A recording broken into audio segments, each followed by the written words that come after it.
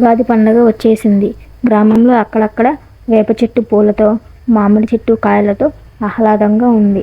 పండగ రోజు వీధులన్నీ రంగురంగుల ముగ్గులతో, సూర్యోదయపు వెలుగులతో కళకళలాడుతూ ఉంది. రాధ తెల్లవారునే లేచి ముంగిట్లో ముగ్గులు వేస్తూ ఉంది. అంతలో శ్యామ్ నిద్ర కళ్ళతో లేచి అక్కడికి వస్తాడు. ఇంతలో కృష్ణ వచ్చి, రాధ, ఈరోజు మన కాలనీలో ఉగాది పచ్చడి పోటీ జరుగుతుంది. మనమందరం పార్టిసిపేట్ చేద్దాం అంటాడు.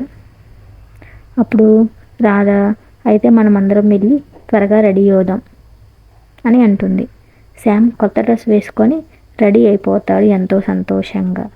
అలాగే రాఘవన్, రజని కూడా ఇద్దరు కొత్త బట్టలు వేసుకొని రెడీ అవుతారు.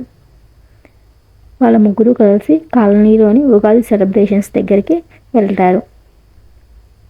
పండగ రోజు అందరూ ఉగాది సెలబ్రేషన్ శుభాకాంక్షలు చెప్పుకుంటూ ఉంటారు. ఉగాది పచ్చడి పోటీ కోసం కావలసినవన్నీ రెడీ చేస్తూ ఉంటారు.